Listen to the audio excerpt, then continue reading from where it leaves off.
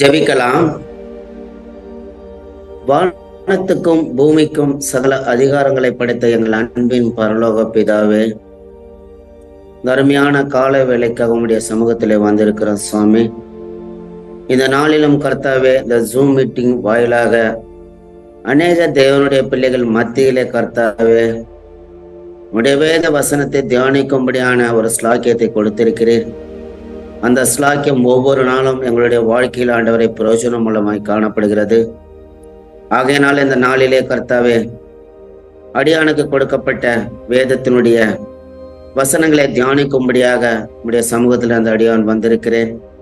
கலந்து கொண்டிருக்கிற ஒவ்வொருடைய பிள்ளைகள் வாழ்க்கையிலும் கர்த்தாவே இந்த சத்தியத்தை கேட்டு இதை ஆண்டவரை உட்கொண்டு அதன்படி நடக்க என் தேவனாகிய கர்த்தர் நீர் எங்களுக்கு உதவி செய்யும்படியாக கிருபை செய்யும். உன் நாமம் ஒன்றே மகிமையடைய எங்களை தரை மட்டமாய் தாழ்த்தி உண்மையை உயர்த்தி உன் நாமத்தை பிரஸ்தாபப்படுத்த எங்களை அழைத்திருக்கிற சுவாமி, நீர் ஒருவரே மகிமைப்பட வேண்டும் என்று இயேசு கிறிஸ்து மூலம் ஜெபிக்கிறோம் நல்ல பிதாவே, ஆமென். கர்த்தருடைய பரிசுநாமத்துக்கு ஸ்தோத்திரம் உண்டாவதாக. இந்த நாளிலே ஜூம் மீட்டிங்ல கலந்து கொண்டிருக்கிற அனைத்து தேவ பிள்ளைகளுக்கும் இயேசு கிறிஸ்து நாமத்தினாலே உங்களுக்கு ஸ்தோத்திரங்களை ஏறெடுக்கிறேன். இந்த நாளிலே தேவனுடைய சத்தியத்தை நாம் பார்க்கும் பொழுது சங்கீதம் 53 இப்பொழுது தேவனாகிய கர்த்தர் அந்த அடியான் மூலமாக விளக்கத்தை சொல்வதற்கு தகுதிப்படுத்தியிருக்கிறார். சங்கீதம் 53 தலைப்பை பார்க்கும் பொழுது, மகளாத் என்னும் வாத்தியத்தில் வாசிக்கும்படி தாவீதினால் பாடப்பட்டு ராகத் தலைவனுக்கு ஒப்புவிக்கப்பட்ட மஸ்கில் என்னும் சங்கீதம். இந்த சங்கீதத்திலே பார்க்கும் பொழுது 6 வசனங்கள் காணப்படுகிறது. சிறிய ஒரு சங்கீதமாய் இருந்தாலும் இதிலிருந்து அநேக சத்தியங்களை கற்றுக்கொள்ள தேவனாகிய கர்த்தர் தாவீது மூலமாக நமக்கு இந்த சங்கீதத்தை கொடுத்திருக்கிறார். இதை 3 பிரிவுகளாக நாம் பிடிப்பதற்கு இப்பொழுது இந்த வேதத்திலே பார்க்கிறோம். 1 4 வசனங்கள் வரை ஒரு பகுதியாகவும், 5வது வசனம் ஒரு பகுதியாகவும், 6வது வசனம் ஒரு பகுதியாகவும் நாம் காணப்படுகிறோம். தர்மையான 1 4 வசனங்களை பார்க்கும்போது தேவனை தேடாத பிள்ளைகளுடைய நிர்பாக்கியம் என்ன இருக்கிறது என்று வேதத்திலே பார்க்க முடியும். ஏனென்றால் இந்த உலகத்திலே தேவனாகிய கர்த்தர் அவருடைய சுவாசத்தை ஊதி அவரை போலவே நம்மை சிருஷ்டித்து தேவனாகிய கர்த்தர் நம்மை இந்த நாள் வரை நடத்தி கொண்டு வருகிறார். இப்படிப்பட்ட சூழ்நிலையிலே தேவன் இல்லை என்று சொல்லக்கூடிய, தேவனையே அறியாத, தேவனையே தேடாத ஜனங்கள் இருப்பதை குறித்து தாவீது தேவன் மூலமாக இந்த 4 வசனங்களிலே பார்க்கிறோம். அந்த இடத்துல பார்க்கும்போது தேவனை தேடாத மனிதர்களுடைய நிலை எப்படி காணப்படுகிறது. அடுத்தது 4வது வசனத்திலே 5வது வசனத்திலே பார்க்கும்போது தேவனை தேடுகிறவர்களை தேவன் எப்படி தேடுகிறார். நாம் தேவனை தேடும் பொழுது அவர் நம்மை ஒவ்வொரு நாளும் தேடி நம்முடைய தேவைகளை சந்திக்க எப்படி நம்மிடத்திலே அவர் அன்பு கூர்ந்து நம்மளோடு உறவாடுகிறார் என்பது இந்த 5வது வசனத்திலே பார்க்கிறோம். அடுத்தது 6வது வசனத்திலே பார்க்கும் பொழுது தேவனை தேடாத ஜனங்கள் மத்தியிலே தேவனை தேடும் பொழுது நமக்கு என்னென்ன ஸ்லாக்கியம், என்னென்ன பாக்கியம் கிடைக்கிறது என்று கடைசி வசனத்திலே நாம் பார்க்க முடியும். இப்பொழுது வசனம் 53 1 4 வசனங்களை நான் வாசிக்கிறேன், கேளுங்கள். தேவன் இல்லை என்று மதிகேடன் தன் இருதயத்தில் சொல்லிக் கொள்ளுகிறான். அவர்கள் தங்களை கெடுத்து அருவருப்பான அக்கிரமங்களை செய்து வருகிறார்கள். நன்மை செய்கிறவன் ஒருவனும் இல்லை. தேவனை தேடுகிற உணர்வுள்ளவன் உண்டோ என்று பார்க்க தேவன் பரலோகத்திலிருந்து மனுபுத்திரரை கண்ணோக்கினார். அவர்கள் எல்லாரும் வழி விலகி ஏகமாய் கெட்டு போனார்கள். நன்மை செய்கிறவன் இல்லை என்று ஒருவனும் இல்லை. அக்கிரமக்காரருக்கு அறிவு இல்லையோ? அப்பத்தை பட்சிக்கிறது போல என் ஜனத்தை பட்சிக்கிறார்களே, அவர்கள் தேவனை தொழுது கொள்ளுகிறதில்லை என்று வேதம் சொல்லுகிறது. தர்மையான வேளையிலே 1 4 வசனங்களை பார்க்கும் பொழுது தேவன் இல்லை என்று சொல்லுகிற ஒரு கூட்டத்தை நாம் இந்த நேரத்திலே நாம் பார்க்க முடியும். ஏனென்றால் சங்கீதம் 16 பார்க்கும் பொழுது தேவனாகிய கர்த்தர் சொல்லுகிறார், அந்நிய தேவர்களை சேவிக்கிறவர்களுக்கு வேதனைகள் பெருகும் என்று. ஆனாலும் இந்த நாளிலே தேவனை தேடாத பிள்ளைகளுடைய நிலை என்ன என்றால் மதிகேடன் என்று வேதம் சொல்லப்பட்டிருக்கிறது. அவர் தேவன் இல்லை என்று சொல்லுகிறவர்கள் அறிவில்லாதவர்கள், புத்தி இல்லாதவர்கள் என்று தன் இருதயத்திலே சொல்லிக் கொண்டிருக்கிறார்கள். ஏனென்றால் அந்த உலகத்திலே ஜீவராசிகள் இருக்கிறது. ஆண்டவராகிய இயேசு கிறிஸ்து சொல்லுகிறார், ஆகாயத்து பட்சிகளை கவனித்து பாருங்கள், காட்டு புஷ்பங்களை கவனித்து பாருங்கள், வானத்தை உற்று பாருங்கள், சமுத்திரத்தை உருவாக்கின தேவனை நினைத்து பாருங்கள் என்று அநேக காரியங்களை நம்முடைய கண்களுக்கு முன்பாக தேவன் நிறுத்தியிருக்கிறார்.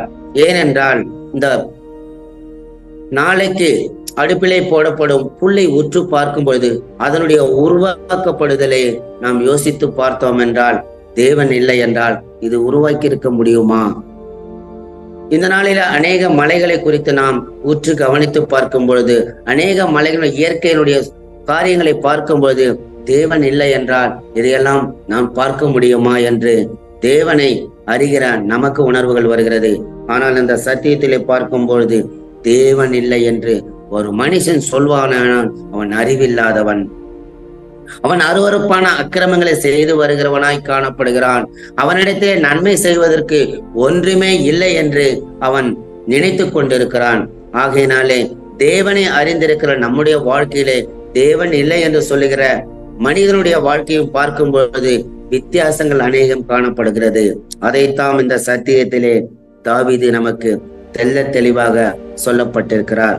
வசனம் 2, தேவனை தேடுகிற உணர்வுள்ளவன் உண்டோ என்று பார்க்க தேவன் பரலோகத்தில் இருந்து மனுபுத்திரரை கண்ணோக்கி பார்த்து கொண்டிருக்கிறார். தேவனே தேடாத ஜனங்கள் அநேக ஜனங்கள் இருக்கிறார்கள். கட்சி வழியிலும் பார்க்கும் பொழுது தேவனே இல்லை, எல்லாம் இயற்கைதான், தேவனுக்கு அப்பாற்பட்டது ஒன்றுமே இல்லை என்று சொல்லக்கூடிய ஒரு சூழ்நிலையை ஏற்படுத்தி கொண்டு வாழ்கின்ற ஜனங்களை பார்க்கும் பொழுது தேவனாகிய கர்த்தர் व्यसனப்படுகிறார், துக்கப்படுகிறார், கஷ்டப்படுகிறார்.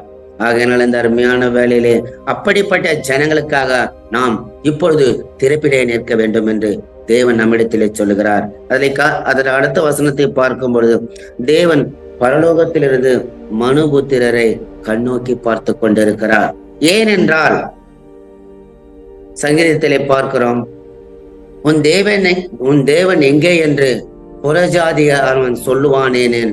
அதற்கு நாம் என் தேவனாகிய கர்த்தர் பரலோகத்திலே தமக்கு சித்தமானதை செய்து கொண்டிருக்கிறார். ஏனென்றால் நாமெல்லாம் தேவனை நம்புகிற தேவனுடைய பிள்ளையாய் காணப்படுகிறோம்.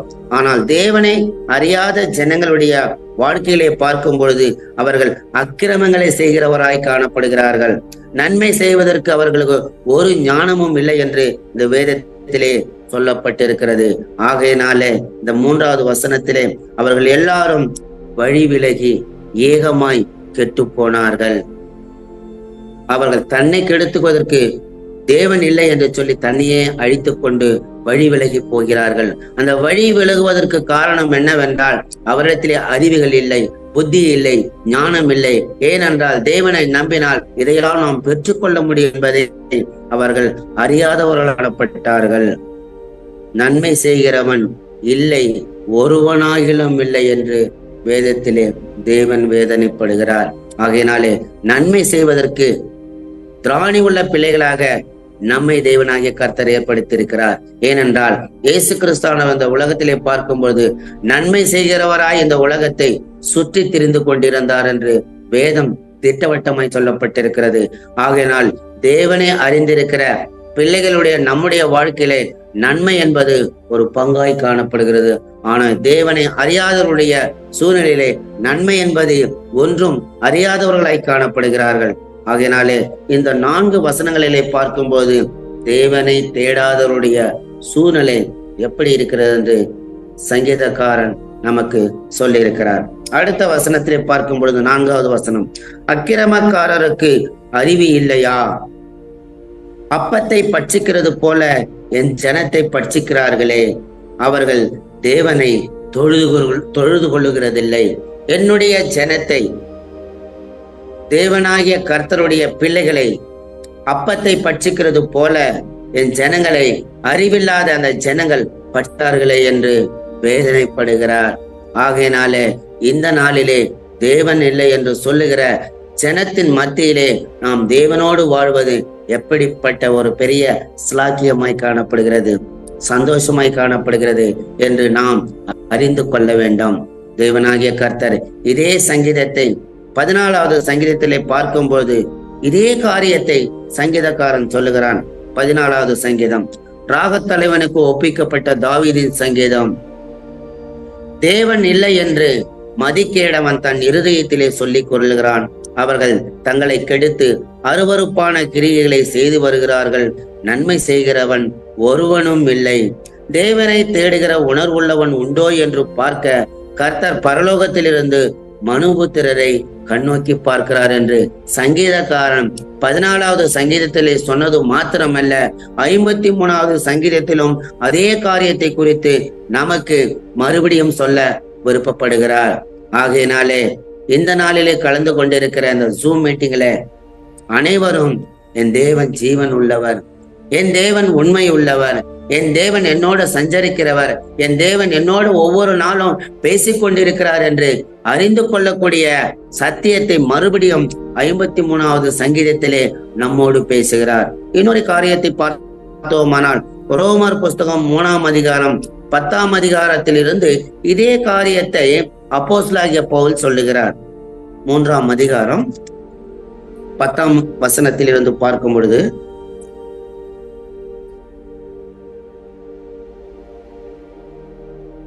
அந்தபடியே நீதிமான் ஒருவனும் இல்லை, உணர்வுள்ளவன் இல்லை, தேவனை தேடுகிறவன் இல்லை, எல்லாரும் வழி தப்பி ஏகமாய் கெட்டு போனார்கள்.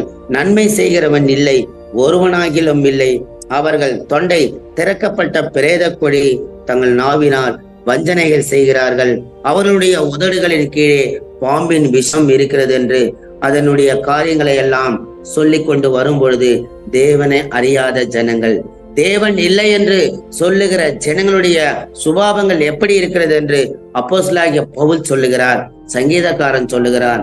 ஆகையினாலே நாம் எப்படிப்பட்ட கூட்டத்திலே நாம் சேர்ந்து கொண்டிருக்கிறோம் என்று நம்மை நாமே ஆராய்ந்து பார்க்க வேண்டும். இவர்களை பார்க்கும் பொழுது இவர்கள் தேவனே இல்லை என்று சொல்லுகிறார்கள். இவர் ஒரு கூட்டம்.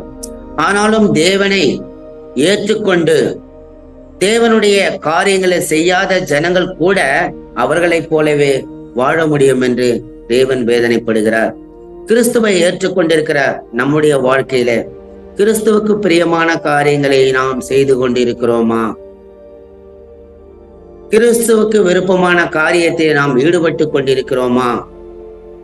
ஒரு உதாரணமாக சொல்வோமானால், ஆண்டவருடைய காரியத்திலே நம்முடைய வாழ்க்கையிலே ஜெபம் இருக்கிறதா? குடும்ப ஜெபம் இருக்கிறதா? ஆலயத்துக்கு தவறாமல் சென்று தேவனை துதிக்கிறோமா?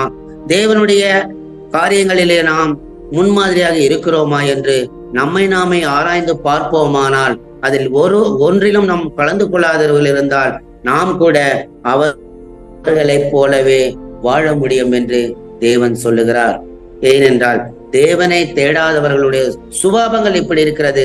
நம்முடைய சுபாவங்கள் கூட தேவனாகிய இயேசு கிறிஸ்துவை ஏற்றுக்கொண்டிருக்கிறோம், ஆனால் தேவனுக்கு விருப்பமான காரியங்களை செய்வதிலே 1% கூட இல்லாத இருக்கிறபடியினால் அவர் நம்மை அந்த கூட்டத்திலே சேர்க்க சித்தமாயிருக்கிறார். அருமையான இந்த வேளையிலே தேவன் விரும்புகிற காரியம், பரலோகத்திலே நம்மை நோக்கி பார்க்கும் பொழுது என் பிள்ளைகள் எல்லாம் என்னுடைய காரியத்தையும் என்னுடைய நினைவுகளையும் என்னுடைய சந்தோஷத்தையும் என்னுடைய திட்டத்தின்படி நடந்து கொண்டிருக்கிறார்கள் என்று சொல்லும் பொழுது எவ்வளவு சந்தோஷமாய் இருக்கிறது. அருமையான வேளையிலே தேவனை தேடுகிற அடுத்த ஒரு கூட்டத்தை பார்க்கலாம். தேவனை தேடுகிறவர்கள் மேலே தேவன் அவர்களை தேடுகிறவர்களாய் காணப்படுகிறார். அடுத்த வசனம், 5வது வசனம், உனக்கு விரோதமாய் பாளையம் இறங்கினுடைய எலும்புகளை தேவன் சிதற பண்ணினபடியினால் பாளையமில்லாத இடத்திலே மிகவும் பயந்தார்கள். தேவன் அவர்களை வெறுத்தபடியினால் நீர் அவர்களை வெட்கப்படுத்தினாய் என்று வேதம் சொல்லப்பட்டிருக்கிறது. தர்மையான வேளையிலே தேவனுக்கு விரோதமாய் இருக்கிற ஜனங்கள் தேவனை அவர் விரும்புகிறபடியினால் தேவன் அவரிடத்திலே அன்பு கூறுகிறவர்களாய், அவர்களுக்கு பாதுகாப்பை கொடுக்கிறவர்களாய், அவர் எங்கு போனாலும் என்ன பாளையம் இறங்கினாலும் தன்னை பாதுகாக்கிற ஒரு தேவனாய் இருக்கிறார். ஏனென்றால் அவரை நாம் தேடும் பொழுது அவர் நம்மேலே அவர் ஒரு பொறுப்பான ஒரு தகப்பனாய் இருக்கிறார் என்று இந்த வேதத்திலே பார்க்கிறோம். இந்த அருமையான வேளையிலே தேவனாகிய கர்த்தர் இப்படிப்பட்ட ஒரு சூழ்நிலையை வேதத்தில அநேக தேவ பிள்ளைகளுடைய மூலமாக நாம் தெரிந்து கொண்டதை நாம் வேதத்திலே பார்க்கிறோம். நோவாவை குறித்து நாம் முதலாவது பார்க்கும் பொழுது, இந்த உலகத்திலே நோவாவை தேவனாகிய கர்த்தர் எப்படி அவரை விசேஷமாய் பயன்படுத்தினார் என்றால், தேவனை அவன் தேடுகிறவனாய் காணப்பட்டான். தேவன் மேலே அவன் நம்பிக்கை வைத்தவனாய் காணப்பட்டான். தேவன் மேலே அவன் விசுவாசம் வைத்தபடியினால், தேவனோடு அவன் சஞ்சரித்தபடியினால் தேவனை அவரை பாதுகாப்பாக கொண்டு நமக்கு ஒரு முன்மாதிரியான முற்பதாக்களுடைய தகப்பனாக அவரை வைத்திருக்கிறார்.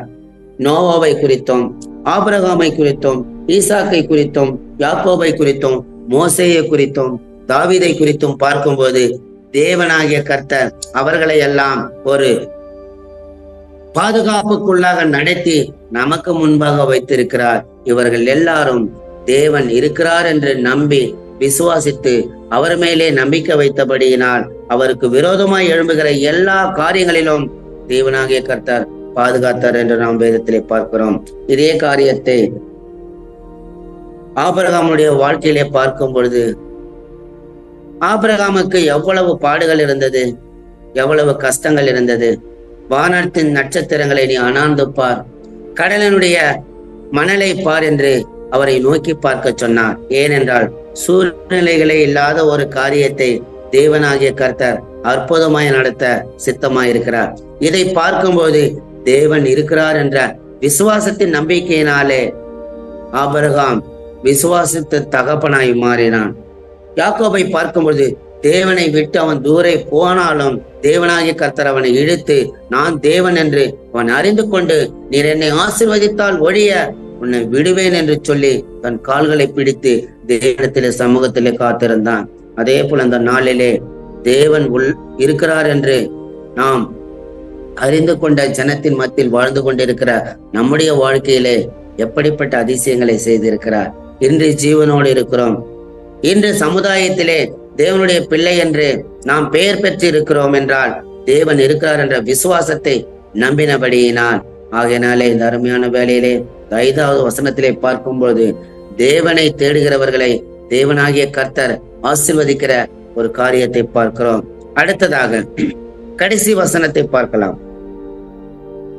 சீயோனிலிருந்து இஸ்ரவேலுக்கு ரட்சிப்பு வருவதாக தேவன் தம்முடைய ஜனத்தின் சிறையிருப்பை திருப்பும் பொழுது யாக்கோபுக்கு களிப்பும் இஸ்ரவேலுக்கு மகிழ்ச்சியும் உண்டாகும் என்று கடைசி வசனத்திலே தேவனாகிய கர்த்தர் ஒரு சந்தோஷத்தையும் ரட்சிப்பையும் நம்முடைய சிறையிருப்பையும் மாற்றுகிறதை பார்க்கிறோம். ஏனென்றால் தேவனாகிய கர்த்தரை தேடின ஜனங்களுக்கு ஒரு ஆசீர்வாதத்தை வைத்திருக்கிறார். இந்த நாளிலே ஜூமிலே கலந்து கொண்டிருக்கிற அநேக தேவனுடைய பிள்ளைகள், தேவன் இருக்கிறார், தேவனுடைய வாழ்க்கையை மாற்றினார், தேவனுடைய சரீரத்தில் இருக்கிற எல்லா பலவீனங்களை மாற்றி நல்ல சுகத்தோடு வைத்திருக்கிறார், தேவனோடு பேசிக் கொண்டிருக்கிறார், தேவனின் குடும்பத்தை நடத்துகிறார் என்ற ஒரு நம்பிக்கையோடு இருப்பதினாலே தேவனை குறித்து நாம் இப்பொழுது நாம் பேசித்துக் கொண்டோம், உபதேசித்துக் கொண்டோம், தேவனுடைய சத்தியத்தை மற்றவர்களுக்கு போதிக்கிறவர்களாயும் காணப்படுகிறோம். அப்படிப்பட்ட ஜனங்களுக்கு தேவனாகிய கர்த்தர் வைத்திருக்கிற ஒரு ஆசீர்வாதத்தை தான் இந்த கடைசி வசனத்திலே நாம் பார்க்க முடியும். இந்த வசனத்திலே பார்க்கும் பொழுது சீயோனிலிருந்து இஸ்ரவேலுக்கு ரட்சிப்பு. இஸ்ரவேல் என்றால் தேவனால் தெரிந்து கொள்ளப்பட்ட ஜனமாகிய நம்மை குறித்து ஒரு ரட்சிப்பை வைத்திருக்கிறார்.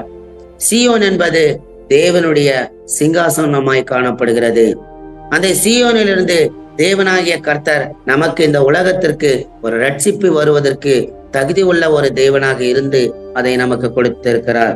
ஏனென்றால் நாம் எங்கு சென்றாலும், நாம் என்ன செய்தாலும் நம்மேலே பற்றுதலான ஒரு தேவனாய் காணப்படுகிறார். நம்மேல ஒரு இரக்கமுள்ள தேவனாய் இருக்கிறார். நமக்காக யுத்தம் செய்கிற தேவனாய் காணப்படுகிறார். சகல பொறுப்புகளை கொடுத்து நம்மை நடத்துகிற தேவனாய் காணப்படுகிறார். அப்படிப்பட்ட ஒரு ஸ்லாக்கியத்தை தான் சீயோனிலிருந்து நமக்கு ரட்சிப்பு என்ற ஒரு வார்த்தையை கொடுத்து வழிநடத்தி வருகிறார். ஒரு காரியத்தை பார்க்கும்போது எஸ்தரை குறித்து நாம் வேதத்திலே பார்க்கிறோம். யூத ஜனங்களுக்கு ரட்சிப்பை பெறுவதற்காக தேவனாகிய கர்த்தர் அந்த எஸ்தரை பயன்படுத்தினார். பாபிலோனிலே 70 ஆண்டுகளாக சிறையிருப்பிலே வாழ்ந்த ஜனங்களுடைய வாழ்க்கை, சிறையிருப்பை மாற்றுவதற்கு தேவனால் தெரிந்து கொள்ளப்பட்ட ஒரு பாத்திரம்தான் எஸ்தருடைய வாழ்க்கை மாறினது. ஏனென்றால் அந்த இடத்திலே ஒரு ரட்சிப்பும் சந்தோஷமும் சமாதானமும் யூத ஜனங்களுக்கு கிடைக்க வேண்டும் என்றால் என் தேவனுடைய பிள்ளை எஸ்தரை எடுத்து தேவன் பயன்படுத்தினார். அதே போல இந்த நாளிலே தேவனால் தெரிந்து கொள்ளப்பட்ட நம்முடைய வாழ்க்கையில கூட சிறையிருப்பு இருக்கும், கஷ்டங்கள் இருக்கும், கண்ணீர்கள் இருக்கும், வேதனைகள் இருக்கும், துக்கங்கள் இருக்கும். சொல்ல முடியாத காரியங்களை என் தேவனாகிய கர்த்தர் சந்தோஷமாய் மாற்றுவதற்கு சீயோனிலிருந்து நமக்கு ரட்சிப்பை அனுப்புகிற தேவனாய் இருக்கிறார். தம்முடைய சிறையிருப்பை திருப்புவதற்கு அவர் பிரயாசப்பட்டு கொண்டிருக்கிறார். நாம் கூட நம்மை குறித்து நாம் கவலைப்படாமல் இருக்கலாம். ஆனாலும் என் தேவனாகிய கர்த்தர் நம்மை குறித்தே, நம்முடைய நினைவுகளை குறித்து, நம்முடைய எதிர்காலத்தை குறித்து எப்பொழுதும் நம்மை நோக்கி பார்க்கிற தேவனாய் இருக்கிறார். ஏனென்றால் தேவன் இருக்கிறார் என்ற ஒரு நம்பிக்கையோடு, ஒரு விசுவாசத்தோடு, ஒரு திட நம்பிக்கையோடு நான் பரலோகத்திற்கு போவேன் என்ற நிச்சயத்திற்காகவே வாழ்ந்து கொண்டிருக்கிற நம்முடைய வாழ்க்கையினுடைய சிறையிருப்பை தேவனாகிய கர்த்தர் களிப்பாக மாற்றுவதற்கு, சந்தோஷமாய் மாற்றுவதற்கு நம் மத்தியிலே எப்பொழுதும் அசைவாடி கொண்டிருக்கிறார். இந்த 3 காரியங்களை குறித்து பார்க்கும்போது நம்முடைய வாழ்க்கை, 3 ஜனங்களை குறித்து நம்முடைய வாழ்க்கை எப்படி இருக்கிறது, அந்த 3வது ஜனத்தின் மத்தியிலே, 3 ஜனங்கள் மத்தியிலே நாம் தேவனை தேடுகிற பிள்ளைகளாக மாறியிருப்பது எவ்வளவு பெரிய ஒரு ஸ்லாக்கியம் என்பதை நாம் அறிந்திருக்க வேண்டும். யாக்கோபுக்கு சந்தோஷமும் இஸ்ரவேலுக்கு மகிழ்ச்சியும் உண்டாவதாக என்று இந்த கடைசி வசனத்திலே, கடைசி வார்த்தையிலே சொல்லுகிறார். யாக்கோபுக்கு கொடுத்த தேவன் சந்தோஷத்தை, இஸ்ரவேல் ஜனங்களுக்கு கொடுத்த சந்தோஷத்தை இப்பொழுதும் இந்த உலக ஜனத்திற்கு கொடுப்பதற்காக அவர் காத்து கொண்டிருக்கிறார். பெற்றுக் கொண்டிருக்கிற நம்முடைய வாழ்க்கையிலே தேவன் இல்லை என்று சொல்லி கொண்டிருக்கிற அவர்களுக்கு கொடுக்க இந்த நாளிலே நாம் அந்த ஜனங்களுக்காக ஜெபிக்க வேண்டும். அந்த ஜனங்களை குறித்து திறப்பிலே நிற்க வேண்டும். அந்த ஜனங்களுக்காக நன்மை செய்வதற்கு நாம் பிரயாசப்பட வேண்டும். கிறிஸ்தவர்கள் மாத்திரம் எவ்வளவு துன்பங்கள் வந்தாலும், எவ்வளவு வேதனைகள் வந்தாலும் இவ்வளவு ஜொலிப்பாக இருக்கிறார்கள் அல்லவா, இவ்வளவு சந்தோஷமா இருக்கிறார்கள் அல்லவா, இவ்வளவு மனமகிழ்ச்சியா இருக்கிறார்கள் அல்லவா. அவருடைய ரகசியம் என்ன? அவர் தேவன் உண்மை உள்ளவர், அவர் தேவன் யுத்தம் செய்கிற தேவன், அவர் அவர்களுக்காக பரிந்து பேசுகிற தேவன், அவருடைய வாழ்க்கையை மாற்றுகிற தேவன், அவர் குடும்பத்தை ஆசீர்வதிக்கிற தேவன், அவர் எதிர்காலத்தை குறித்து நடத்துகிற தேவன் என்பதை அறிந்து நம்மை கொண்டு அந்த ஜனங்கள் மாறுவதற்கு ஒரு பாத்திரமாக நம்மை வைத்திருக்கிறார். ஆகையினால் இந்த நாளிலே கலந்து கொண்டிருக்கிற ஒவ்வொரு தேவனுடைய பிள்ளைகளுக்காகவும், மற்றும் இருக்கிற ஊழியங்களுக்காகவும், மற்ற இருக்கிற தேவனே இல்லை என்று சொல்லுகிற மதிகேடனை போல வாழ்ந்து கொண்டிருக்கிற ஜனங்களுக்காகவும் நாம் ஜெபித்து அவர்களை இந்த சமுதாயத்திலே ரட்சிப்பின் தேவனுடைய பிள்ளைகளாக மாற்றுவதற்கு இந்த ஜெபமாக விளங்கட்டும் என்று இந்த சத்தியத்திலே தேவன் பேசுகிறார். ஜெபிக்கலாம். ஜெபிக்கலாமா பிரதர்? எதனா ஜெப குறிப்பு இருக்கா?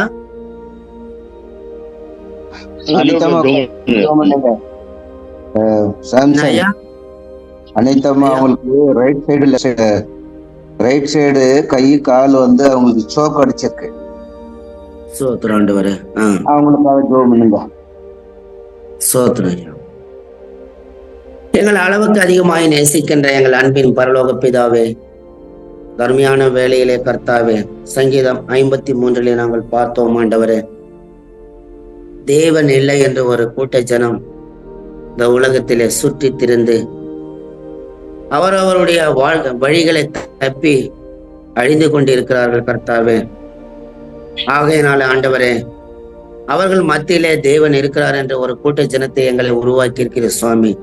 இந்த நாளிலே அருமையான சகோதரி அனிதா அம்மாவை உம்முடைய கரத்திலே ஒப்புக் கொடுக்கிறோம். என் தேவன் ஜீவன் உள்ளவர், என் தேவன் சுகத்தை கொடுக்கிறவர், என் தேவன் அற்புதங்களை செய்கிறவர், என் தேவன் அதிசயங்களை செய்கிறவர் என்று நாம் ருசி பார்த்திருக்கிறேன் சுவாமி.